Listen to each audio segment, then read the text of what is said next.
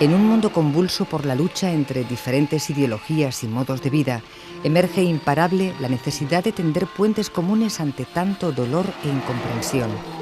En unos momentos en los que, más que nunca, se necesita caminar juntos debido al odio entre naciones, la emergencia climatológica y ambiental, el servicio a la humanidad no se lleva a través de la lucha y el conflicto, sino en y desde la cooperación mutua.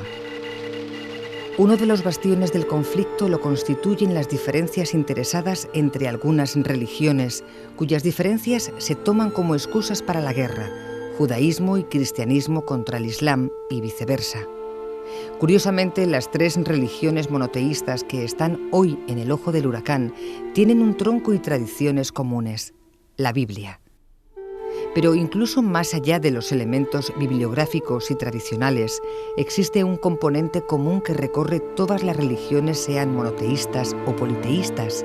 Se trata del misticismo. Las experiencias visionarias, místicas, espirituales, trascendentes, etc., han sido muy apreciadas desde remotos tiempos y en todos los continentes. Para hablar de la mística de Oriente y Occidente, contamos hoy con la presencia de Pedro López Anadón, sociólogo, abogado, escritor y autor de libros como Krishnamurti, Vida y Obra y El desnudo al desnudo. Buenos días, Pedro. Hola, ¿qué hay? Buenos días. ¿Qué influencia, si es que existe esa influencia, crees que las diversas tradiciones religiosas de Oriente y Occidente tienen en el actual conflicto mundial? Bueno, este es un tema bastante amplio. La religión sirve tanto para unir como para separar. En la actualidad hay un conflicto claro y meridiano entre lo que es el Islam, parte del Islam diríamos, ¿no? Más bien, y parte de lo que es sobre todo el judaísmo y el cristianismo. En el sustrato de ese conflicto están ciertas interpretaciones de diferentes próceres religiosos, que eso sirve muchas veces para enconar las distancias que hay entre los que practican dichas religiones. Lo que se trataría, porque estamos, como digo, en una sociedad, en una civilización, donde pareciera que necesitamos exaltar lo diferente más que lo común. Pareciera que para sentirnos ubicados tenemos que pertenecer a algo, y ese algo que sea lo más distinto que lo que tiene el prójimo, lo que tiene el otro. Es decir, el otro es muchas veces el contrario. Yo creo que esa actitud, que ese aspecto es un aspecto equivocado y está trayendo consecuencias bastante negativas. Y, insisto, a nivel religioso es un fenómeno que yo creo que la intelectualidad y las personas bien pensantes y también muchos de los practicantes de las religiones deberían cambiar o girar y mostrar más los aspectos comunes más que las diferencias.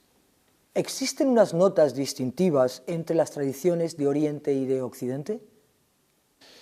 Sí, evidentemente desde el momento en que la religión es una creación social y cultural, porque digámoslo así, todas las religiones suelen comenzar por algún profeta, una persona santa, que alega que ha tenido contacto con la divinidad, que ha tenido una experiencia directa con la divinidad, y después lo que hace es transmitir esa experiencia al pueblo en un tiempo y un espacio. Pero está constatado documentalmente de que las religiones no solo se forman en ese momento histórico, sino que después los seguidores van configurando la religión. Por ejemplo, en la religión cristiana tenemos los evangelios, pero después toda la cuestión de los concilios se van formando en los siglos posteriores al presunto nacimiento de Cristo. Por tanto, sí que hay diferencias. ¿Por qué? Pues porque con independencia de la originalidad que constituye las ideas de cada religión, después los seguidores que pertenecen o están condicionados en un tiempo y un espacio histórico, pues son hijos de ese tiempo y de ese espacio, y entonces pues les van dando su color, porque evidentemente la religión es para los seres humanos que viven en cada época, por tanto es también temporal. La religión es intemporal en un aspecto que va más allá del tiempo, pero en otro aspecto es temporal, porque es para los hijos de los hombres, son para los hombres que tienen problemas y preocupaciones de su época y por tanto tienen esas características de esa época donde se desarrolla la religión, por ejemplo, de hace 8 siglos o 9 o 10 siglos o incluso milenios, es distinta, es bastante distinta de la que se practica ahora y eso lo tienen en cuenta y eso es asiento a las religiones. En la actualidad podemos afirmar que la religión es un asunto individual, es un asunto social o quizá es un asunto individual y un asunto social.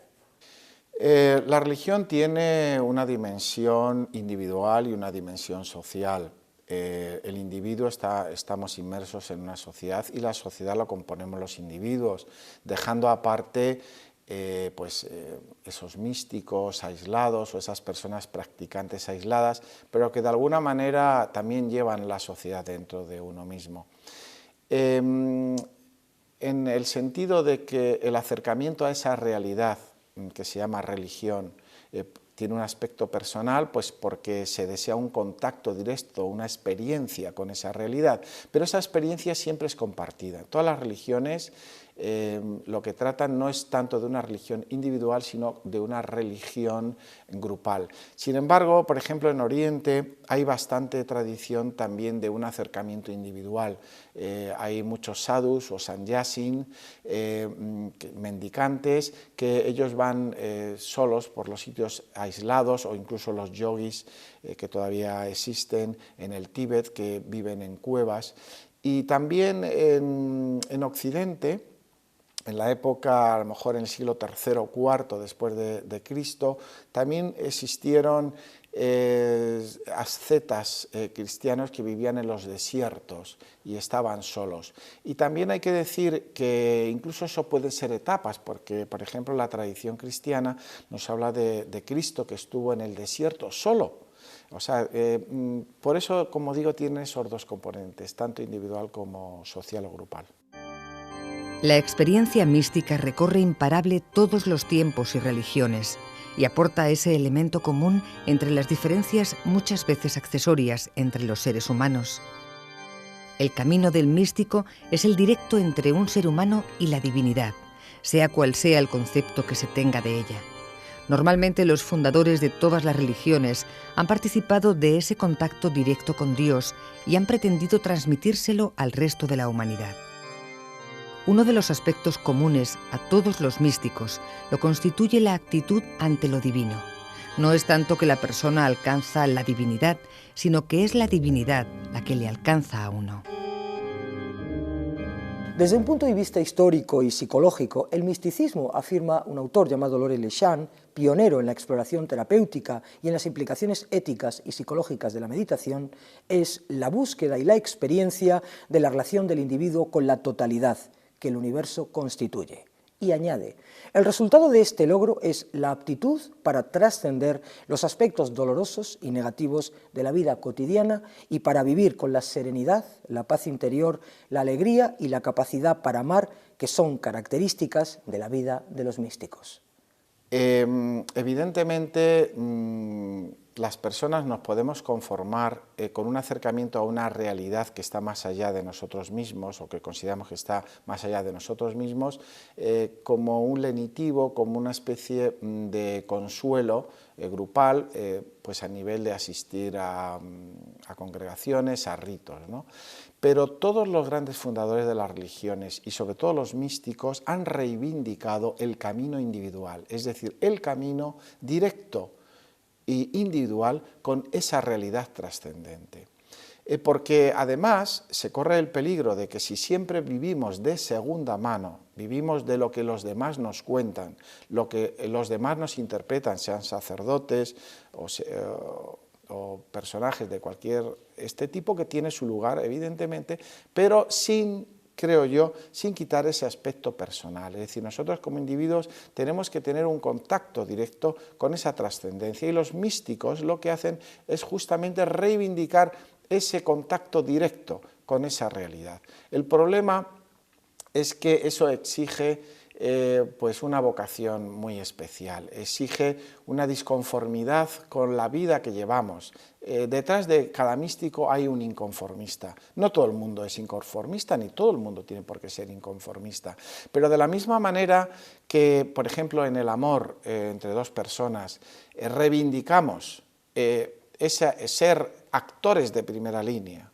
¿Por qué con esa realidad que es emergente, que es trascendente, por qué no reivindicamos también ser actores de primera línea? ¿Por qué tenemos que renunciar a ese contacto directo? ¿Por qué solamente nos conformamos con lo que nos puedan decir terceras personas? Los místicos nos llaman, nos reivindican ese camino individual. No olvidéis, nos dicen, ese contacto, esa realidad que tenéis allí, esa voz que todos tenemos en nuestro interior y todos en cierta medida vamos buscando ese contacto. En la psicología de la conciencia, una obra ya clásica y pionera en el campo del estudio de la conciencia, Robert Ornstein, su autor, señala rasgos fundamentales, 5 concretamente, rasgos fundamentales de la experiencia mística: sentimiento intenso de realidad, sensaciones inhabituales, unidad, inefabilidad y fenómenos transsensoriales. Sí, efectivamente, y me gustaría un poco traer a colación por lo que estábamos diciendo en esta actualidad emergente de crisis que tenemos, ¿no? Normalmente hay muchas personas que, como estábamos diciendo antes, quieren sentirse separados. Pero, sin embargo, este acercamiento místico que corresponde generalmente a esas características que acabas de mencionar, son características comunes a cualquier religión. O sea, si uno reuniera a místicos de diferentes religiones, a un derviche, a un sufí, que es del Islam, a un místico cristiano, a un santón o un gurú realizado de la India, hablarían el mismo lenguaje, incluso sin palabras, y todos tienen la misma experiencia. Si nosotros leemos todas las obras donde se expresan esa experiencia, es absolutamente similar. Quizás los llamen con diferentes nombres, pero la experiencia es la misma. Es decir, el amor, la sensación de plenitud, la sensación de igualdad entre todos los seres humanos, eso es común a todas las religiones, da igual cualquier religión de que estemos hablando. Por tanto, deberíamos insistir en esas características comunes, que no hay tanta diferencia entre los diferentes religiones y, por lo tanto, en los diferentes seres humanos. Todos los seres humanos queremos ser felices y todos los seres humanos, en realidad, están rezando a la misma realidad. En realidad, parece un tema un poco repetitivo, ¿no? Pero todos los seres estamos buscando la misma realidad por muy sencillo. Es una razón muy simple, porque todos somos hijos de la misma realidad, de la misma naturaleza. Y por tanto, ¿a dónde vamos a ir? Pues vamos a ir todos y vamos de hecho por el mismo camino. Los llamemos de diferentes maneras, con diferentes nombres, unos en un idioma y otros en otros, pero realmente todos los seres humanos vamos por el mismo camino. Y eso es un aspecto que se debería emerger, debería ser emergente, debería cuestionarse más, como digo, no tanto las diferencias. Las diferencias pues depende de costumbres, depende de idioma, depende de la civilización y del lugar, ¿no? Pero realmente hay una unidad. Todos somos, como se dice en lenguaje religioso, todos somos hijos del mismo Dios. Realmente somos hijos de esa misma realidad. Todos los místicos apuntan a 2 fases para la unión con la divinidad: la ascética, de grandes pesares y privaciones materiales y espirituales, y la que la divinidad toma cuerpo en la mente del devoto, y éste solo debe mostrarse y confiar en ella. Por eso, en muchas ocasiones, el místico o mística asumen un rol pasivo o femenino. El problema comienza cuando se pretende encauzar e interpretar la voluntad de Dios. Por ello es muy frecuente que los místicos de todas las religiones sean perseguidos e incluso considerados heréticos. Así ocurrió con algunos místicos del Islam, los sufíes o los místicos cristianos como Teresa de Jesús, que llegó a estar bajo la mirada de la Inquisición. En la actualidad, muchas personas parecen equiparar misticismo con el misticismo oriental. Sin embargo, existe una amplia historia de experiencias místicas en la tradición occidental. San Agustín, Santa Teresa de Ávila, San Juan de la Cruz, Meister Eckhart, Jacob Boehme, etc. ¿Existe una mística en Oriente y una mística en Occidente? La mística, bajo mi punto de vista, es la misma. Es decir, a lo mejor un místico sufí tendrá que realizar las prescripciones que le corresponden con su religión, el católico igual, el hindú lo mismo, pero el punto final viene a ser exactamente el mismo. Es decir, es esa experiencia de trascendencia. Por tanto, si la mística la dividimos en dos partes, una parte que es ascéptica, que entonces el místico o la persona practicante tiene que cumplir una serie de prescripciones, en ese primer camino será distinto, ¿no? Es como hablaba también Santa Teresa, ¿no? En el libro de la vida, que decía que había una oración que correspondía a una oración verbal repetitiva, donde tenía que cumplir una serie de prescripciones, ir a misa, rezar, etcétera, etcétera, ¿no? En ese sentido, cada místico de cada religión es distinto en cuanto al rito. Pero después hay una segunda parte. Una vez pasado eso que llama también San Juan de la Cruz la noche oscura del alma, una vez pasado esa noche oscura del alma, de una forma sin querer, que ya no depende de la voluntad de la persona, del sujeto que lo está haciendo, de pronto se abre a otra realidad y entonces el místico ya está poseído de esa divinidad. Ahí ya no tiene color, no da su color personal, sino que está recibiendo. Y esa experiencia que recibe es igual en todos los místicos. Por tanto, podríamos diferenciar en una primera parte que es distinto del camino místico, pero en esa segunda parte es absolutamente común. Y eso lo vemos, como he dicho antes, leyendo los diferentes libros donde se cuentan las experiencias de los místicos de distintas religiones y tiempos. ¿Qué puede aportar al estudio de la mística para solucionar el actual conflicto entre las diferentes tradiciones religiosas? Sí, evidentemente la mística suena a algo fuera de tiempo y de lugar actualmente, sobre todo en Occidente, ¿no? Pero en el sentido de una reivindicación del acercamiento individual a esa realidad y sobre todo pues dando a conocer a la sociedad, a las personas, de que la experiencia es común como seres humanos, en ese aspecto sí que puede ser como un indicativo más de puentes, de nexo, de comunión entre lo que hoy se llama el conflicto de las civilizaciones, ¿no? El choque de civilizaciones. Es decir, que sí, somos distintos, somos distantes, pero que hay muchos elementos comunes y uno de ellos es la mística y por tanto la mística que pertenece a la religión de tanta importancia para muchos seres humanos, yo creo que merece la pena un estudio pormenorizado para que nos demos cuenta, como seguimos insistiendo a lo largo de la mañana, de esos elementos comunes que tenemos todos los seres humanos. En las variedades de la experiencia religiosa, William James nos ofrece una narración de la experiencia que vivió el Dr. Book. Y así narra esta experiencia. Me hallaba en un estado de goce tranquilo, casi pasivo, no pensaba en realidad, sino que dejaba más bien que las ideas, las imágenes y las emociones fluyesen solas, por decirlo así, en mi mente. De súbito, sin aviso de tipo alguno, me encontré envuelto en una nube del color de las llamas. Por un momento pensé que había un fuego, una inmensa fogata, en algún lugar cerca de la ciudad. Más tarde pensé que el fuego estaba dentro de mí. Inmediatamente me sobrevino un sentimiento de alegría, de felicidad inmensa, acompañada o seguida de una iluminación intelectual imposible de describir. Esto es una especie de terra incógnita, ¿no? Todas estas experiencias que se tienen con la unión con esa realidad. Hay algunos autores neurofisiólogos, incluso españoles como Rubia, que cuestionan y dicen que todos estos fenómenos son debidos a una especie de epilepsia del lóbulo temporal, porque se ha visto que personas que tienen este tipo de enfermedad tenían experiencias místicas, se sentían arrobados, se sentían en comunicación o en comunión con esa realidad trascendente, pero claro, evidentemente tiene que haber una base fisiológica, como como todo, es decir, si analizamos el cerebro de cualquier persona con un escáner de alta velocidad, veremos que el cerebro está en funcionamiento.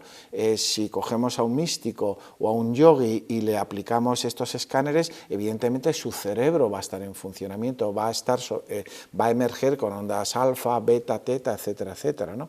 Es decir, hay una base biológica para cualquier experiencia, para cualquier conciencia que tengan los individuos. Pero yo entiendo que no se debería limitar a eso, porque si todo fuera una cuestión de una epilepsia del lóbulo temporal, pues entonces estaríamos el mundo lleno de benditos, porque hay bastantes, comparativamente, muchas personas que tienen esta afección. Entonces, pues habría Budas, habría Mahomas, habría Cristos, y el mundo sería de otra forma. Es decir, que tiene que haber otro elemento significativo aparte de un problema, digamos, mental o un problema biológico, ¿no?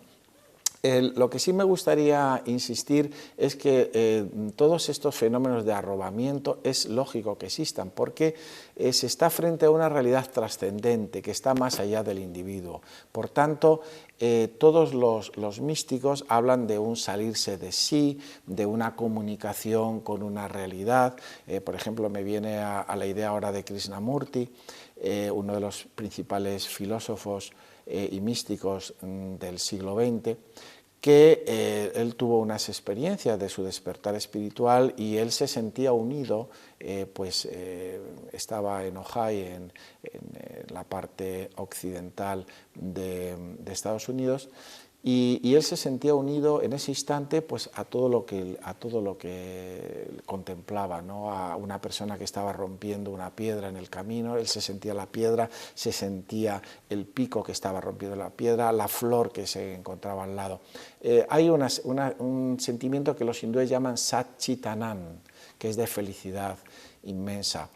Y es una bienaventuranza que todos realmente necesitamos. Quizás ese sentimiento que emerge cuando nos damos cuenta, cuando vivenciamos que somos hijos del mundo, que somos hijos de la naturaleza, que somos parte de ella, ese sentimiento inabarcable, ese sentimiento de felicidad y de luz es lo que todos buscamos y que los místicos parece que consiguieron. Pedro, estoy encantada de volver a contar otra vez contigo, una vez más, para hablar en esta ocasión de la mística de Oriente y Occidente, y espero contar contigo para próximos programas. Muchas gracias. Gracias. El misticismo es un camino individual y precisamente por eso viene la duda de cómo estar seguro de que lo que nos dicen los místicos es una realidad y no producto de sus sueños. Una característica común a todos los místicos es el sentimiento de unidad, la superación de la dualidad de sentirse aparte del mundo o de los otros seres humanos. Lo que es indudable es que la experiencia místico-religiosa, después de ser experimentada, ha de ser traducida y entendida por el místico, que lo hará en sus propios términos o condicionamiento. Vemos entonces que la mística une a todos los seres humanos, independientemente del tiempo, lugar, religión o sexo. La mística es un buen argumento para trazar un puente entre tanta diferencia religiosa o ideológica.